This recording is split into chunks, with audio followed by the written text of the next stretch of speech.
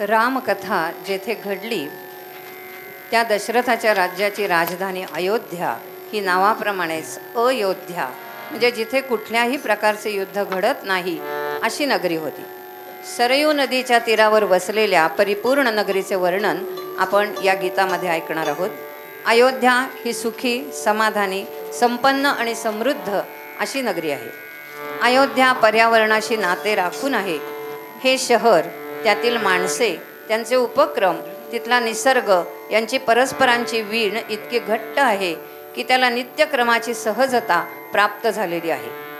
धारयते इति धर्मः किंवा रक्षयते इति धर्मः म्हणजे सर्व समाजाला भेदभाव न करता एकत्र ठेवणारी सामाजिक व्यवस्था पाळणारे नागरिक असणारी अशी ती अयोध्या आहे.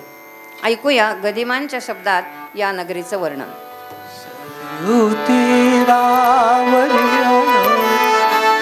मन निर्मित अयोध्या, मन निर्मित सरयू तीरावरी अयोध्या, मन निर्मित अयोध्या, मन निर्मित अयोध्या, मन निर्मित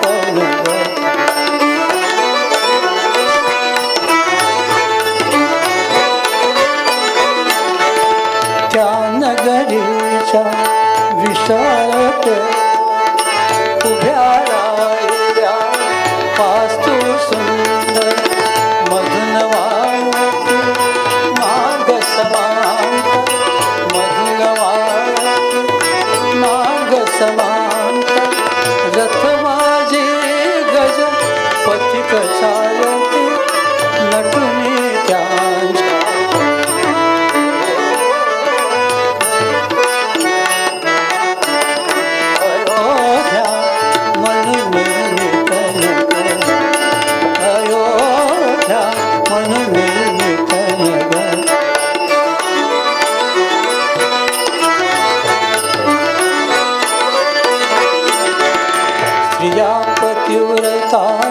पुरुषहिदान पुत्र उपजते निरकुदीप नृशंसना कुणी नानास, नृशंसना कुणी नाना अतृप्तीचा कुठे न वाव नगरी घरी अंत हो नगरी घरी अंत अयो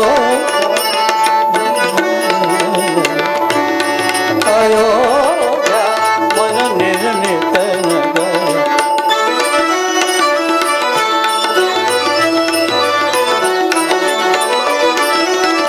तुझी स्त्रियांच्या प्रीत संगमी तिन्ही लोकित सुख धामे. तिन्ही प्रीत संगमी तिन्ही लोकित सुख धाम.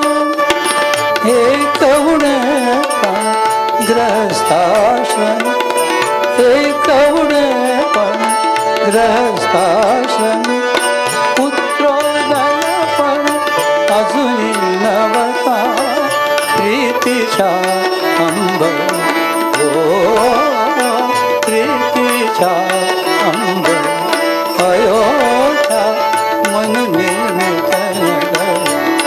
अयोध्या मन निर्मित नगर.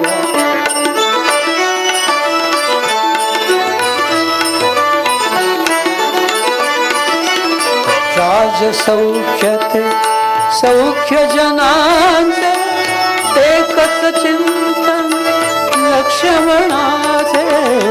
राजसौख्यते सौख्य जनांचे एकच चिंतन लक्ष्मणा. काय काजया सौख्य धनाचे, काय काजया सौख्य धनाचे. कल्पतरूला फूल नसे का वसंत सरला हो वसंत सरला.